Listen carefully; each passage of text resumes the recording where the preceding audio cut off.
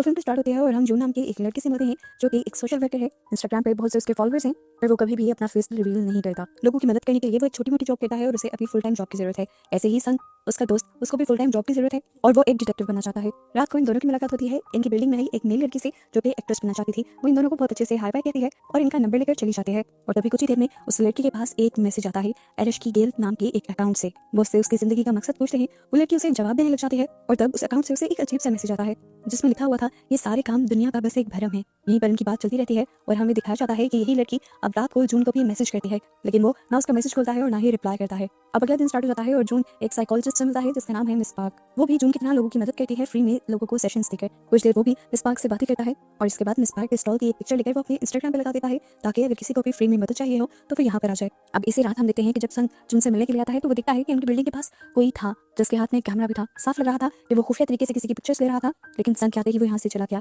अब संग और जून मिले और जून ने बताया कि रात ही मुझे मेरी नेबर का मैसेज आया था। वो मिलना चाहती थी, मदद चाहती थी, पर मैंने उसे रिप्लाई नहीं किया। संग उसे कहता है तुम्हें रिप्लाई करना चाहिए था। अब ये लोग बात करते हुए बाहर आए ही थे कि इन्हें एक शॉकिंग न्यूज़ ये पता चली कि उस लड़की ने सुसाइड कर ली थी। ये जानकर सबसे ज्यादा दुख जून को होता है क्योंकि अब उसे ये लगने लगा था कि उसकी नेबर की मौत उसकी वजह से हुई है। अगर वो मदद करने के लिए चला जाता तो शायद आज वो जिंदा होती। पुलिस के इन्वेस्टिगेशन के बाद वो अब अपनी नेबर के घर पे आ जाता है, उसके रूम में आ जाता है और उसके अकाउंट्स चेक करने लगता है। उसे पता चलता है कि लास्ट टाइम उसकी नेबर को एरश्की गेल नाम के अकाउंट से मैसेजेस आए थे। उसने उससे बात की थी। ये मैसेजेस पढ़कर उसे साफ लग रहा था कि इन्हीं की वजह से उस लड़की ने सुसाइड की होगी। संग को भी वो ये बात बताता है कि इस अकाउंट से मैसेज आने के बाद उसने अपनी जान ले ली थी। ये लोग अब उसके अकाउंट पर मैसेज करते हैं और पूछते हैं कि आखिर तुमने हमारी नेबर के साथ किया क्या। पर रिप्लाई आता है मैंने कुछ नहीं किया, ये सब तो गॉडेस ऑफ डेथ ने किया है जिससे कोई बचकर नहीं जा सकता। इस अकाउंट की ऐसी बातों से इनका शक अब हकीकत में बदलने लगा था। ये लोग इस अकाउंट के बारे में जाकर डिटेक्टिव को बताते भी हैं, लेकिन डिटेक्टिव जवाब में कहते हैं तुम्हारी नेबर ने सुसाइड की है, सारी पोस्टमार्टम रिपोर्ट भी आ चुकी है और इसके पीछे कोई जिम्मेदार नहीं। वो जून और संग की बात समझ नहीं रहे थे, इसलिए जून और संग ने फैसला किया कि वो दोनों खुद ही इस लड़की को इंसाफ दिलवाएंगे और यही इसकी मांगी हुई मदद का आखिरी जवाब होगा। अब एरश्की गेल के बारे में और जानने के लिए ये लोग एक हैकर के पास जाते हैं जो इस अकाउंट का एड्रेस जानने की कोशिश करती है,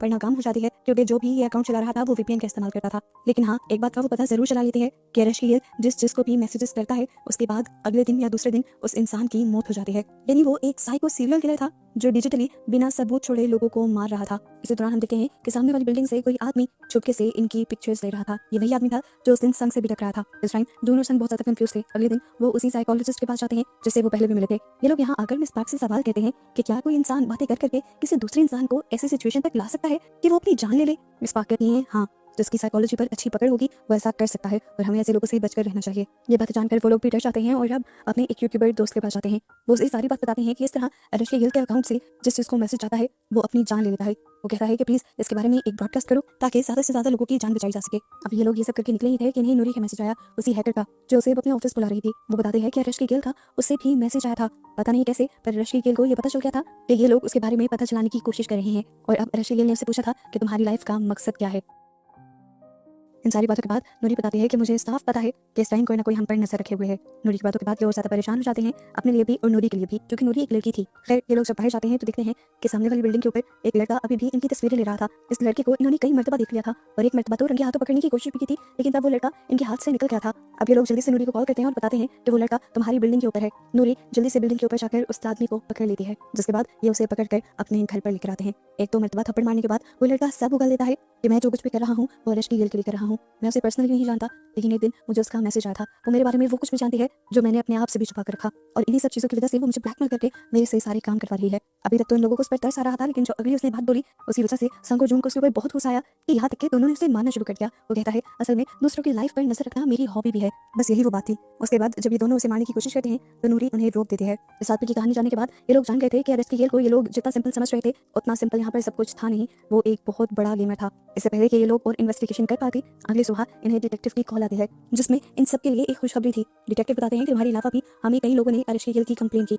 हमने फौरन इन्वेस्टिगेशन शुरू कर दी और जब हमें उसके घर का पता चला तो हम उसके घर उसे पकड़ने के लिए गए, लेकिन उससे पहले कि हम उसे पकड़ पाते हमने देखा कि वो पहले से ही सुसाइड कर चुका था। ये सुनकर जून की सांस में सांस आती है और अब डिटेक्टिव से कहते हैं तुम्हें भी परेशान होने की और ज्यादा जरूरत नहीं, अब बस ये अपने अंदर का डिटेक्टिव बंद करो और जाओ जाकर कोई काम धंधा ढूंढो। यही बात वो जाकर रात में अपने दोस्तों को बताता है कि निसन को और नूरी को, लेकिन नूरी कहते हैं मुझे इस बात पर बिलीव नहीं, मैं नहीं मानती कि इतना बड़ा किलर इतनी आसानी से अपनी जान ले ले। नूरी की ये सारी सोच सही भी निकलती है। रात में जब नूरी सो रही होती है तो दोबारा उसे एरश्की गेल के अकाउंट से एक मैसेज आता है और हमें अब समुद्र के पास खड़े हुए एरश्की गेल को भी दिखाया जाता है। इस टाइम उसकी शक्ल तो हमें नहीं दिखाई गई, लेकिन हाँ ये जरूर दिखा दिया गया कि वो जिंदा ही था। यहीं दूसरी तरफ जंग का वो यूट्यूबर दोस्त जंग को कॉल करता है और बताता है कि एरश्की गेल अब सब लोगों के सामने आ गया है और उसने एक बहुत बड़ी ब्रॉडकास्ट करने का फैसला किया है जिसे हजारों बच्चे ज्वाइन करने वाले हैं। ये बात सुनकर जून और संग को पता चल गया था कि अब एलेक्सी गिल एक ही साथ कई हज़ार बच्चों को अपना निशाना बनाने वाला है। वो फ़ौरन इस बारे में नूरी को बताना चाहते थे क्योंकि नूरी ही वो थी जो हैकिंग करके इंसानी चीज़ों को रोक सकती थी। और जैसे ही संग उसे कॉल करता है तो नूरी बहुत ही अजीब सी आवाज़ में से कहती है, अब मैं इस पर कोई काम नहीं करना चाहती। उसकी आवाज़ में अजीब दर्द था जो संग ने महसूस कर लिया था। संग को लगा कि कुछ गड़बड़ है, इसलिए वो फ़ौरन जून को लेकर वहाँ पर गया और जाकर क्या देखा कि नूरी ने सुसाइड करने की कोशिश की थी। वो तो ये लोग ठीक वक्त पर पहुंच गए और एम्बुलेंस को बुलाने का इन्हें मौका मिल गया, पर जान उसकी अभी भी खतरे में थी। इसके बाद ये लोग अपने यूट्यूबर फ्रेंड के पास जाते हैं और उसका यूट्यूब प्लेटफॉर्म को इस्तेमाल करते हुए एक और ब्रॉडकास्ट करते हैं और यहाँ लाइव एलेक्सी गिल को चैलेंज करते हैं। चैलेंज करने वाला इस टाइम संग था और उसके चैलेंज के जवाब में एलेक्सी गिल जो उसे जवाब देता है उससे संग खुद हैरान हो जाता है। उसे संग के बारे में भी बहुत सी ऐसी बातें पता थी जो संग ने आज तक किसी को भी नहीं बताई थी और बस ये देखना था कि संग शॉक रह गया और आगे कुछ ना कर पाया। एलेक्सी गिल अब संग को बिल्कुल अपने कंट्रोल में कर चुका था। वो उसे एक तरह से कह लें कि हिप्नोटाइज कर चुका था। जून भी जो ये लाइव ब्रॉडकास्ट देख रहा था संग की और एलेक्सी गिल की चैट देखकर वो फौरन संग के पास आ जाता है और देखता है कि संग बहुत बुरी हालत में है और अपने आप को मारने वाला है, लेकिन वो उसे होश में लाकर उसे एलेक्सी गिल के हिप्नोटाइजेशन से आजाद करवाकर उसकी जान को बचा लेता है और उसके बाद वो नूरी से मिलने के लिए आता है। नूरी उसे बताती है कि जब मैं एलेक्सी गिल से बात कर रही थी तो मुझे ऐसे लगा कि जैसे किसी ने मेरी जिंदगी को कंट्रोल में ले लिया हो। उसने मेरी सोच को इतना नेगेटिव कर दिया था कि मुझे अपनी जिंदगी में किसी भी चीज़ का कोई मकसद नजर नहीं आया और मैं सुसाइड करने पर मजबूर हो गई। नूरी आज भी मेंटली इन सारी चीज़ों से निकल नहीं पाई थी और अब वो इस चीज़ पर और काम भी नहीं करना चाहती थी, लेकिन वो जून की मदद करना चाहती थी और बाकी सब लोगों की जान तो बचाना चाहती ही थी। वो उसे एक मदद देती है और कहती है कि ये मदद तुम्हारी मदद करेगा एलेक्सी गिल तक पहुंचने के लिए। इसे मदद को लेकर जब वो घर जा ही रहा होता है तो उसे महसूस होता है कि उसके पीछे बहुत सारे लोग लगे हुए हैं। वो समझ गया था कि ये एलेक्सी गिल के लोग हैं जो उसे मारना चाहते हैं। इनसे बचकर जब वो भाग रहा होता है तो उसके सामने डिटेक्टिव को आ जाते हैं। वो डिटेक्टिव को सब कुछ बताता है कि किस तरह बहुत से लोग उसका पीछा कर रहे हैं उसे पकड़ने के लिए, नुकसान पहुंचाने के लिए, लेकिन यहाँ उसकी बातें सुनने के बाद डिटेक्टिव को खुद ही अपनी जेब से गन निकालकर उसे गन पॉइंट पे ले लेते हैं और फिर उसे किडनैप कर एक अजीब सी जगह में ले जाते हैं। और यहाँ रिवील होता है कि असल में डिटेक्टिव को भी एलेक्सी गिल की ब्लैकमेलिंग का शिकार हो चुके थे और जब उन्होंने ये खबर फैलाई कि एलेक्सी गिल मारा जा चुका है तब वो जून को बस वार्न करना चाह रहे थे कि वो एलेक्सी गिल के खिलाफ अपनी ये डिटेक्टिवनेस छोड़ दे, लेकिन जून ने जब ये पूछताछ और सर्च बंद नहीं की तभी उन्हें जाकर ये कदम उठाना पड़ा। एलेक्सी गिल को डिटेक्टिव को के बारे में भी बहुत सी चीजें पता थी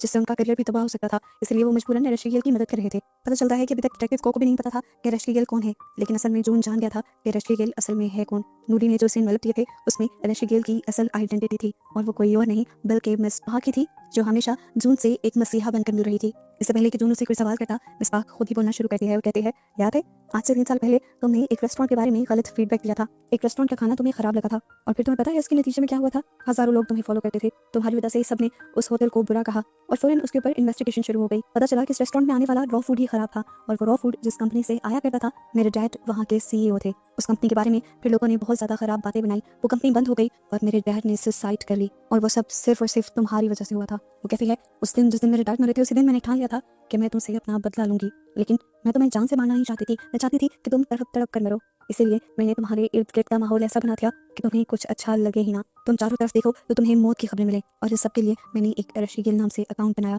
तुम्हारे आसपास के लोगों के लिए। मैं तुम्हारे आसपास के लोग तुम्हारे दोस्तों से उस अकाउंट से बातें करने लगी, वहाँ पे मैं एक म्यूजिक चलाती थी जिससे तुम्हारे दोस्त हिप्नोटाइज होकर पूरी तरह मेरे बातों में आ जाते थे और फिर मैं उनके जहन में इतनी नेगेटिव थॉट्स डाल देती थी कि वो मरने पर मजबूर हो जाते थे और सिर्फ एक इंसान से बदला लेने के लिए उस साइको ने इतने सारे लोगों की जान ले ली।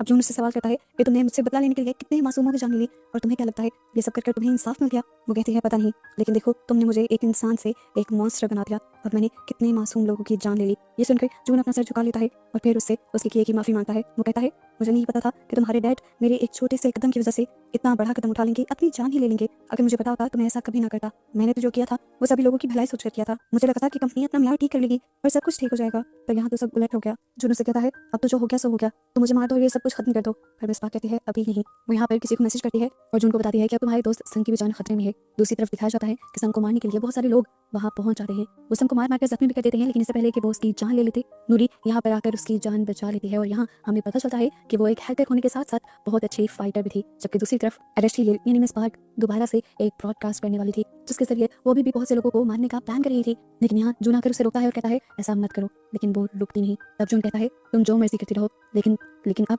तुम्हारी ये ब्रॉडकास्ट कोई ज्वाइन नहीं करेगा क्योंकि इस टाइम मेरी शर्ट के बटन में एक स्पाई कैम लगा हुआ था जिससे तुमने जो कुछ भी कहा वो लाइव स्ट्रीम के जरिए सभी लोगों को पता चल गया है। तुम्हारी हकीकत अब खुल चुकी है। जैसे ही उसे समझ आता है कि अपना खेल खत्म हो गया तो वो अपनी जान लेने की कोशिश करती है और जहाँ पर खड़ी होती है वहीं से जंप कर देती है। पता चलता है कि जून सारा इंतजाम करके आया हुआ था और यहाँ पर पहले से पुलिस भी आई हुई थी जो नीचे जल्दी से एक सेफ्टी मैट्रेस बिछाकर उसकी जान बचा लेते हैं और अब उसे अरेस्ट कर लिया जाता है। फाइनली जून के साथ साथ संग और नूरी तीनों बच गए थे। इन लोगों ने हजारों लोगों की जान बचाई थी, सभी लोगों के लिए ये मसीहा बन गए थे और एक ही टाइम में हीरो भी बन गए थे। पर जून ये झूठी शोहरत नहीं लेना चाहता था। उसने अपने अकाउंट पर सब कुछ सच सच बता दिया कि इतने सारे लोगों की जो जान गई थी वो मेरे ही एक एक्शन की वजह से गई थी। मैंने एक होटल को एक्सपोज किया था जिसकी वजह से मिसबाक के डैड ने सुसाइड कर ली थी और उसी का बदला लेने के लिए मिसबाक ने बहुत सारे बेकसूर लोगों को मार दिया। सारी सच्चाई जानने के बाद भी जून के फॉलोअर की मोहब्बत उसके लिए कम नहीं होती। जून अभी भी उसके फॉलोअर्स के लिए हीरो ही रहता है और वो उन सबकी मदद भी करता रहता है और ऐसे ही बस उन्हें लाइफ में आगे बढ़ता हुआ दिखाते हुए ही ये मूवी यहाँ खत्म हो जाती है।